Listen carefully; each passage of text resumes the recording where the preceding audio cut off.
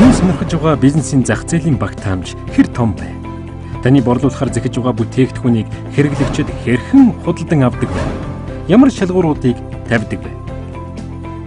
Бие даасан бодит судалгаа, том мэдээлэл бүхий зах зээлийн судалгаа мэдээллийн Market Fortune нэвтрүүлэг.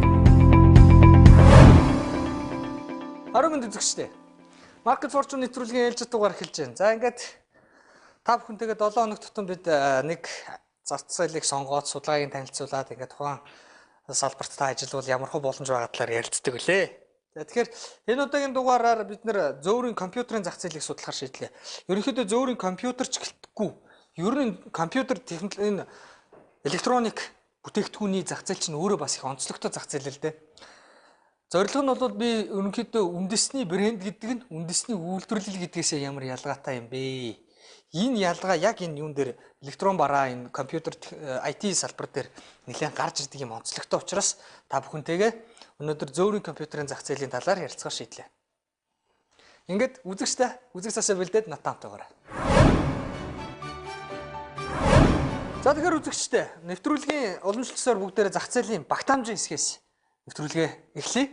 За тэгэхээр зөөврийн компьютерийн зах зээлийн багтаамж ер нь бол яг эдийн засаг өсөж явах үед бол их өндөр байжээ. За та бүхэн график дээрээс харж байгаа 2013 онд одоо 23500 ширхэг орж ирж исэн бол 2014 онд 19.3 мянга, 2015 онд 9.9 мянга болтлоо гэж буурсан байна. Өөрөөр хэлбэл орж ирсэн ноутбукны тоогоор нь авч үзүүлийн зах зээл бараг 2.2 дахин буурчихсан юм байна.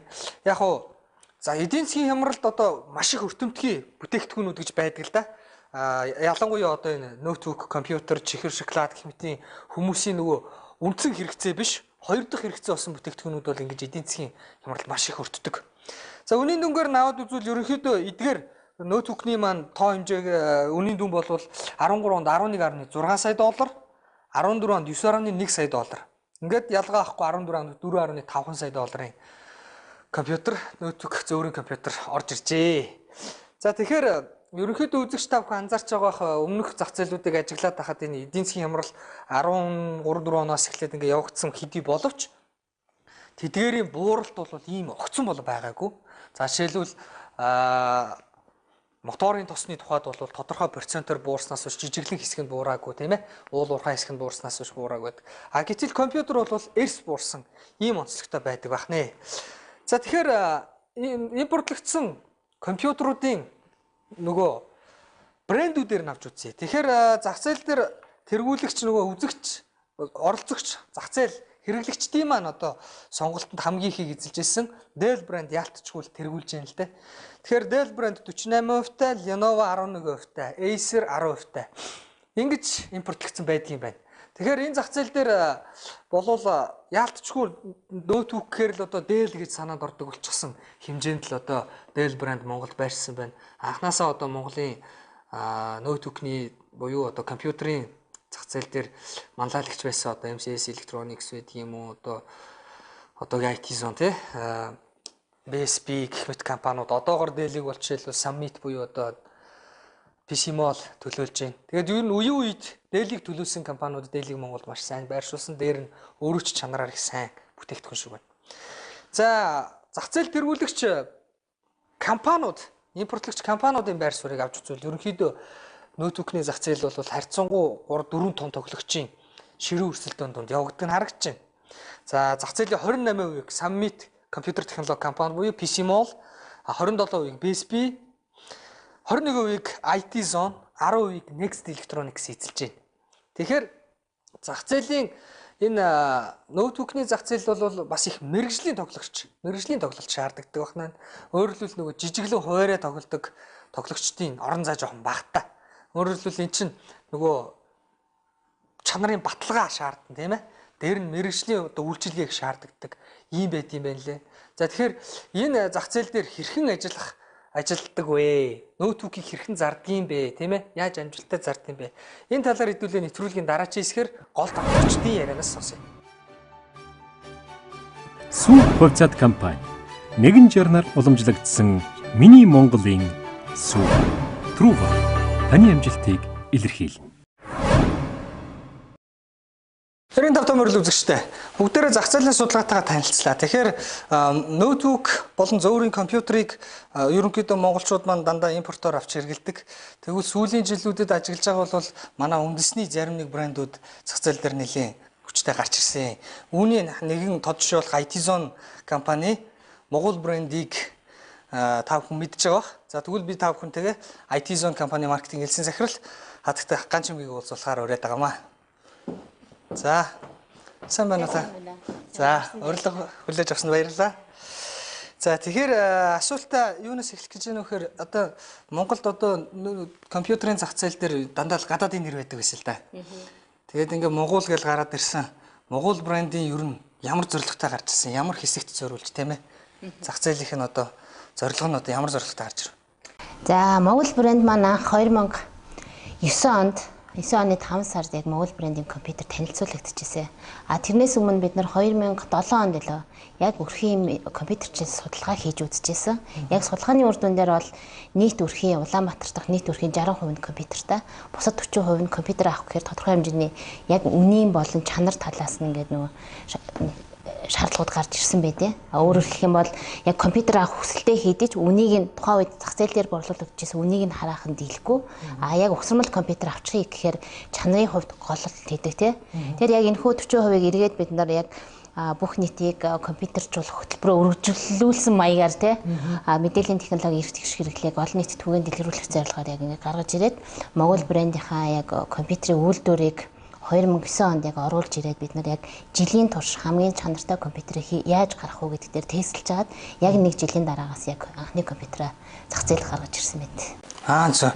Тэгэхээр анх Монгол брендийн компьютер гарч ирсэн зорилго нь бол ер нь бүх нийтийг компьютертай болгох, олон нийтээр компьютертай байх ийм зорилгоор хийсэн байх.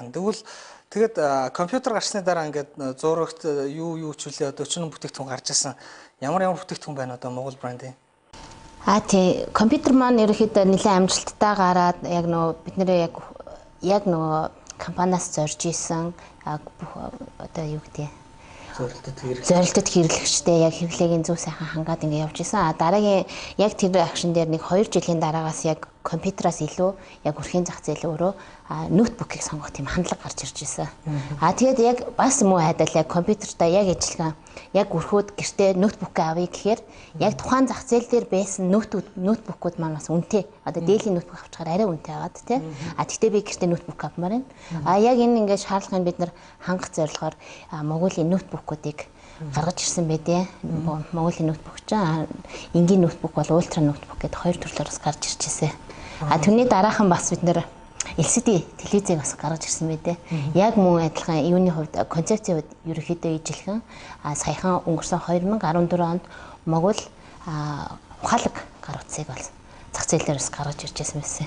Өөрөөр хэлэх юм бол юу гэж хэлэх гээд байна вэ гэхээр Монгол брэнд маань яг манай компанийн хувьд яг нийгмийн хариуцлага биелүүлж байгааг илэрхийлэл бүх нийтийг мэдээллийн технологиг тэгш хүртээмжтэй хэрэглэж түүнээс авах үр өгөөжийг илүү өндрөөр хүртээсэй гэдэг тийм хүсэл зорилгоор ингэж хариуцлага биелүүлж байгаа тийм брэнд гэдэг л та манай компанийн хувьд. Тэгэхээр бүх нийтээрээ компьютертэй болоод бүх нийтээрээ ингээл мэдээллийн технологид ингээд хүртээмжтэй болсны одоо давуу тал ач холбогдол юунд байд? Мэдээж хэрэг яг мэдээллийн технологи гэхээрээс хурд гэдэг ойлголт маш их яригддаг тийм. Бид нар өнөөдөр яг гараараа бичижсэнээс компьютер дээр бичээд тэрийгэ хэвлэхээр маш их хурд цаг хугацаа хэмждэг тийм. Энэ бүгд мэдээллийн технологиг улс даяараа олон нийтээрээ илүү түргэн хэрэглэх нь илүү их бүтээмж одоо улсаараа илүү хурдтай урагшлах тийм суурийг бий болгох юм болоо гэж бид нар итгэдэг шүү дээ. Зөв. За тэгэхээр улс орон даяараа ингээд бүтээмжтэй хурдтай байхад мэдээллийн технологиг хүн бүхэнд хүртээмжтэй байлгахын төлөө л одоо тийм мэдээллийн технологиор дамжуулаад цаана маш олон боломжууд бий болж байгаа тийм. Одоо санхүүгийн програм байна. Өөр янз бүрийн програмуудад энэ бүгдийг маш хурдтай хийх боломжийг л олгодог. Тэр боломжийг илүү хурдан авах боломж бүрднэ л гэж хардаа. Тэгэхээр танаас нэг асуулт байна л да. Тэгэхээр дэлхийд даяар одоо энэ компьютер, электрон бараа, электроникийн зах зээл чинь одоо юу гэдгийг одоо нэг улсад бүх юм хийчдэг юм гэж байхгүй байгаа шиг байна шүү дээ.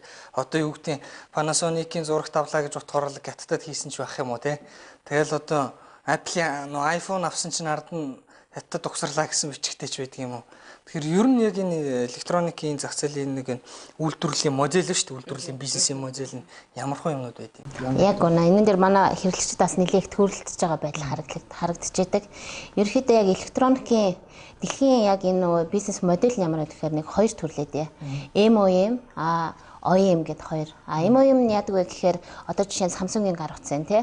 За манайх яг ийм загвартай гар утас танахаар үйлдвэрлүүлнэд үйлдвэрлэгчдээр авчиж өгөөд нөгөөс дотор нь ор хід ангиудын нэг тэндээс ингээд цуглуулж агаад нэг үйлдвэрт авчиж өгөөд гараад ирэнгүүт нь окей Samsung гэж наагаад тавьдаг те. Ингүүд тэр доор нь made in China, зарим нь made in Philippines энэ төргээ бичсэн байдаг те.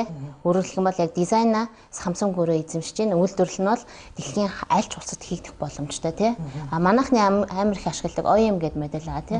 OEM бол ерөөхдөө яг тухайн үйлдвэрлэгчдэр гарч байгаа бэлэн модельудаас хамгийн сайныг нь одоо тухайн байгууллага сонгоод өөрсдийнхээ дотоодынхаа брендийг тавьж оруулж ирдэг тийм загвар эдээ. Ерөөхдөө тий. Тэгэхээр ерөнхийдөө манайхан чинь саяхан нэг цаг гавдалтанд гараад нөгөөтгийг нь манайхан чи хятад байна гэл. Би бол ингэж боддог байхгүй. Одоо энэ электроникийн барааны яг материал өртөг ба шүү дээ. Одоо тэр юу гэдгийг тэр хийсэн хуу унцар тэнд орсон жижиг төмөр юу байдгийг тэр юм бол үнийхээ бараг 5-10% ч хүрэхгүй юм байдаг баг. Гол нь тэр санаа гаргасан тэр технологи нь өөрөө хамаг үнцэн байдаг учраас өөрөлдвөл хятадд Apple-ыг үйлдвэрлэлээ ч гэсэн хамаг ашиг нь Америкт л явж идэг болоо тий. Тэгэхээр яг энэ загварыг ер нь Монголд ер нь хэр ашигладаг. Ер нь та нөхөд хүмүүст ер нь хэр ойлгуулах талаар хэдүүлээ яриулээд. Дотоодоос гарч байгаа инновацийг бид нар яг ингээд 100% Монголдоо хийн гэхээр үнэхээр хэцүү. Бид нар яах юм бэ? Тэр одоо саяны хэлсэн гоё цагийг хийхэд бол тэр материалын хэд үйлдвэрийг оруулж ирнэ тий. Асар их өртөг. Үйлдвэрээ оруулж ирээд тэрнээсээ эзэн засгийн өгөөж авах хугацаа маань одоо хэдэн жилээр ярьдаг юм. Манай Монголын зах зээл жоохон юм чинь баг 10-20 жилийн дараа өгөөж зөвхөн тэр нөгөө нэг хажуудлын бүслүүрийг хийхэд олох ашиг маань бидний хэрэгцээг хангаж чадахгүй байхгүй. Тэгэх чинь яг тэрийг хамгийн сайнаар маш хямдханаар хийдэг тухайн зах зээл нь тий. Хятадын зах зээл жишээ нь хятад бол энэгээр маш алга. Хятадд нь авчиж хийлгээд өөрийнхөө яг тэр нөгөө нэг дэвшилтэд санаагаа тэр бүтээгдэхүүн шитгэж оруулж ирээд өөрөлдөх юм бол брендийнхаа үн цэнийг нэмж өгөөд буцаад оруулж байгаа монголчуудаа санал болгож байна. Энэ бол ерөөсөө маш том алхам байгаа хгүй. Эргээд эндээс орж ирж байгаа өгөөж үр ашиг одоо нэмэн өртөг гэж ярьдаг тий. Нэмэн өртөг бол бүгдээрээ монголчуудад бууж байгаа тий. Тэгэхээр үндэсний брэнд, үндэсний үйлдвэрлэл хоёр шал тустай хоёр ойлголт. Тустай хоёр ойлголт шүү тий. Манайхан ч одоо эндэл хийгээл нухад байвал брэнд гэж ойлгоод байдаг. За ингээ манай студи урилгыг хүлээж авч ярилцсан танд их баярлалаа. Таны бизнест амжилт хүсье. За үзэгчдээ тэгэхээр брэнд гэдэг юм үйлдвэрлэх гэдэг юм хоёр чинь шал тустай хоёр өөр ойлголт байдаг юм байна. Та нөхөд ерөнхийдөө тухайн брэнд гэдэг бол технологи тэр санал болгогдож байгаа зүйл нь илүү үн цэнтэй өгөөчтэй байдаг бол тэр үйлдвэрлэж байгаа түүхийд материалууд нь бол одоо угийн амтхан байдаг учраас тэр их хямдаар үйлдвэрлэдэг газарт нь үйлдвэрлүүлээд технологиор бид нар дэлхийд гарах боломж байдаг юм байна. Ингээд дараагийн хэсгээр уулзъя. Төрөлгийн хамтрагч Daibrys таны бизнесийг оновчтой хөт микрокредит банк бус санхүүгийн байгууллага зээл авахд илүү хялбарвуулна. Эргэн тавтамжтай үзэгчтэй. За тэгэхээр зөөврийн компьютерийн зах зээлийн багтаамжийн талаар ярьцгаа. За энэ салбар дээр бас Монголдо шинэ өөрийн брэнд үүсгэж явж байгаа Монголынхантайгаа ч уулзлаа. Одоо бүгдээрээ хамгийн сонирхолтой зүйл болох үзэгчдийн нөгөө хэрэглэгчдийнхээ зан төлөвийг сонирхъя. За тэгэхээр манай Vision Group компани хийсэн хэрэглэгчийн зан үйлийн судалгаагаар ерөнхийдөө гэр бүлтэй ямар нэгэн зөөврийн компьютер байгаа эсэх гэдэг асуултанд бол ер нь 63% нь зөөврийн компьютер байгаа гэж хариулсан байна. Ерөнхийдөө манай монголчууд одоо компьютерчсэн 60-аас 63% нь одоо гэртээ ноутбуктэй энэ болчихсон байгааг та бүхэн харж байна. Энэ бол нөгөө түрүүн ярьжсэн нөгөө компьютержуулах аян энэтерийн маань л үр дүн байх. За тэгвэл зөөврийн компьютер хэрэглэж байгаа айлууд нь ямар хуу настай байна вэ гэдгийг одоо харъя. За ингээ харахтаар зэрэг мэдээж хэрэг залуу 25 хүртэлх насныхан 24-оос 35 насны гэр бүлийн гишүүд бүхий энэ айлууд маань ерөнхийдөө зөөврийн компьютертэй байна гэдгийг та бүхэн сая графикаас харлаа. За тэгвэл энэ зөөврийн компьютерийг худалдаж авахтаа тавьдаг шалгуур үзүүлэлт нь юу байд юм бэ? Ерөнхийдөө манайхан бол түлхүү хамгийн том чухал үзүүлэлт нь бол мэдээж хэрэг үн байна. За дээр нь хард дискний багтаамж, тэгээд араас нь брэнд нэр орж байна. Тэгэхээр энэ брэнд нэр бол энэ ноутбукны зах зээл дээр бол бусад зах зээлийг харьцуулахад энэ брендийн нөлөө маш их байдаг ийм онцлогтой байгааг та бүхэн харлаа. За тэгвэл ноутбукны энэ нөгөө үн хамгийн чухал гэсэн. Тэгвэл ямар хүн үнэтэй ноутбукуд хамгийн их зарагдаад байна гэж. Ерөнхийдөө 500 мянгаас сая төгрөгийн хооронд үнэтэй ноутбукнууд 45%, 1.1-ээс 1.5 сая төгрөгийн үнэтэй ноутбукнууд нэг 30% эзэлж байна. 500 мянга хүртэл бүр хямдхан ноутбук энэ яг нөгөө хэрэгжилжсэн компьютеруудын ламбард энтрээс авахд их хямдхан байдаг гэсэн. Тэгэд эднэр нь бол нэг тийм бага хувьцаа байгаа.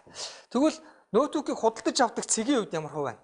Ерөнхийдөө манайхан дийлийнх нь ер нь хамгийн их том зайл эзэлж байгаа нь бол одоо энэ PC Mall гэж гарч ирсэн байна 31%. Next бол нэг 15%-тай. За Computer Land буюу нөгөө манайх нэмэгддэг компьютерийн зах маань 15%. Хувь хүнээс гэдэг нь түрүүний тэр хянд үнэтэй компьютерууд 14%-тай. За энэ сүүлийн үед бас нэг гарч ирж байгаа хандлага бол энэ гадаадаас захиалгаар авах.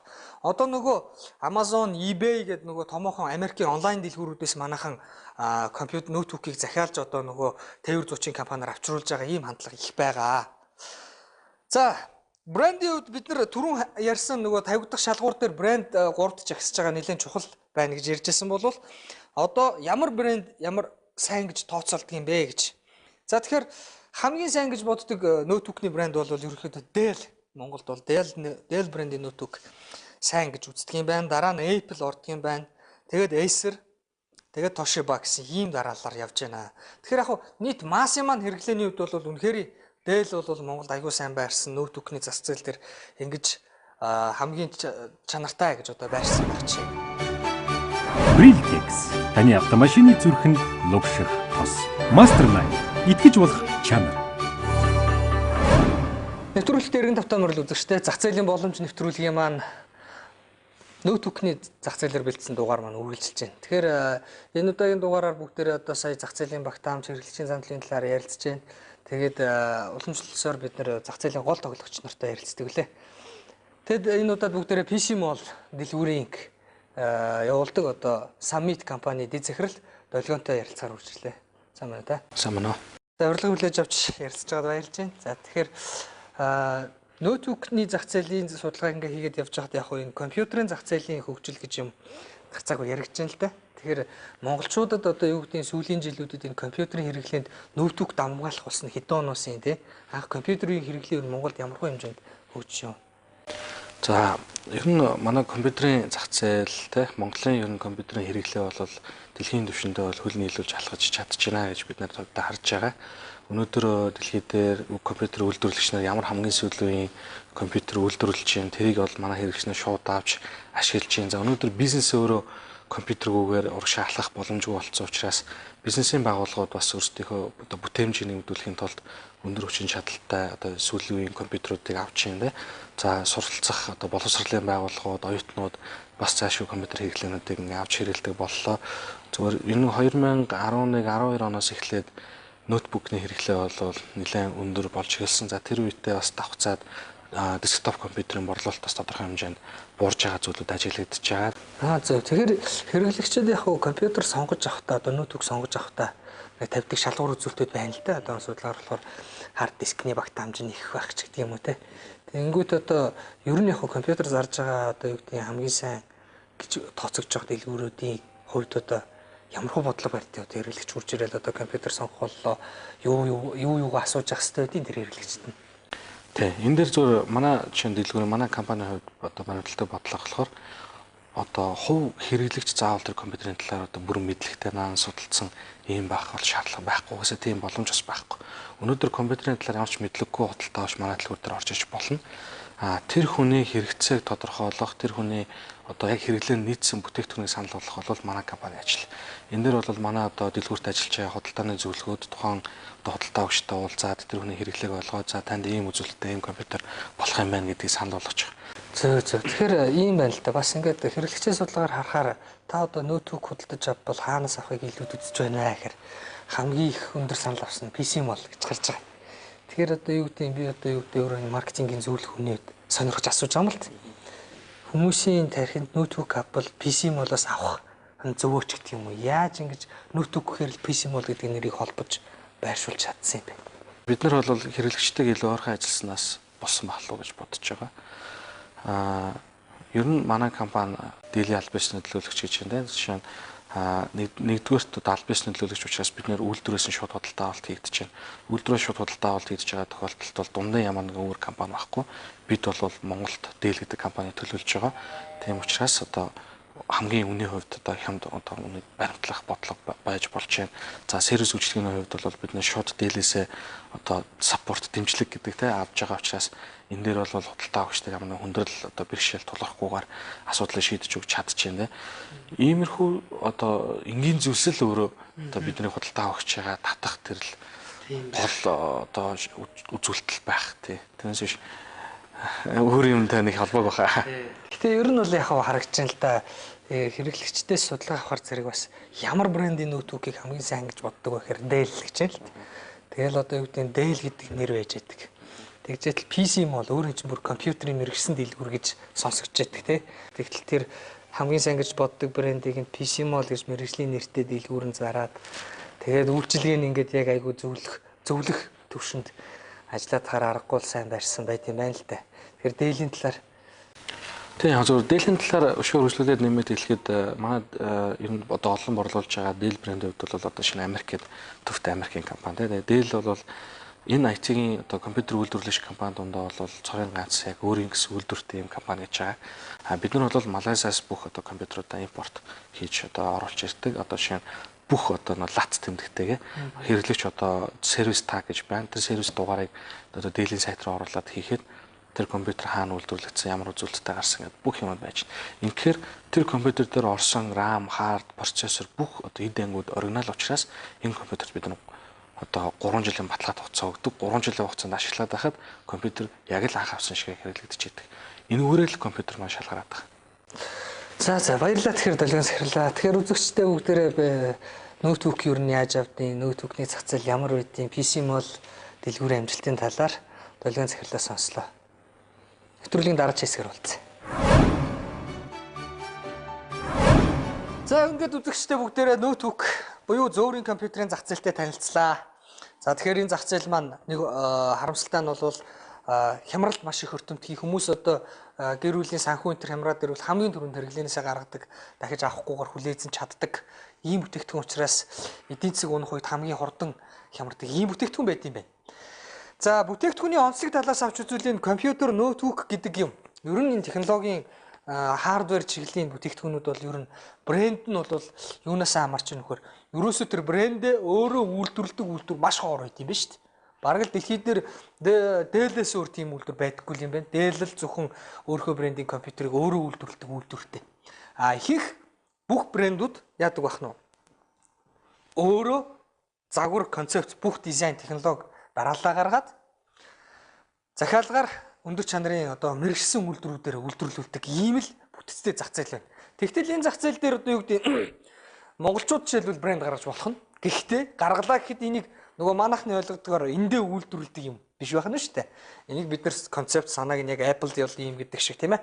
Зохиогоод тэгээд тэрнийхээ дагуу сайн үйлдвэрээр үйлдвэрлүүлээд тэгээд брэнд болгоод зардаг ийм л онцлогтой зах зээл байдаг юм байна.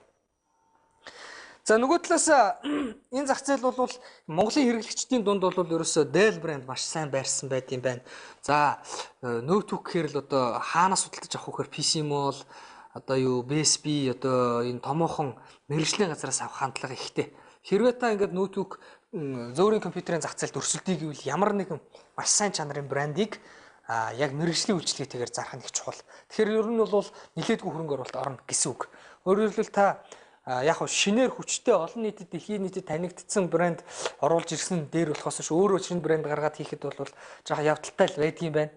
За орж ирж байгаа брэнд нь бас Dell биш юм аа гэхэд бас нэг өөрийн гэсэн хэрэглэгчтэй зах зээл байл бас их зүгээр. Жишээ нь Apple бол үржээ одоо зах зээлийн 10% эзэлтлээ Монголд ийм эрэлттэй болчихсон байж байгаа жишээ нь. Тэгвэл Apple бол одоо жоохон өндөр үнэтэй хэрэглээ өндөртэй хүмүүсийн зах зээл дээр сайн байршчихсан ийм брэнд болж байхад тэрийг төлөөлөх гэж бас тодорхой хэмжээний компаниуд ажиллаж байна. Гэхдээ энэ юу гэдэг юм масс утгаараа бол хангалттай сайн биш байна. Яг энэ зах зээл дээр та бизнес эхэлье гэж бодох юм бол Apple бол жишээлбэл өндөр үнэтэй зах зээл дээр байж байгаа. Та хямд үнэтэй зах зээл дээр тодорхой хэмжээний өөр хэрэглэгчтэй байж болж байна л т. За ингээд манай нэвтрүүлгийн Энэ удаагийн дугаар энэ түрээд өндөрлөх гэж байна. Та бүхэн манай нэвтрүүлгийн онлайнаар үзхийг хүсвэл одоо доор гарч байгаа хаягаар манай Facebook болон YouTube хуудасаар орж үзэж болно. За ингээд нэвтрүүлгийг бэлтгэхэд тусалсан манай хамтрагч, ивент тэтгэгч нартай баярлалаа. Ингээд таны бизнест амжилт хүсье.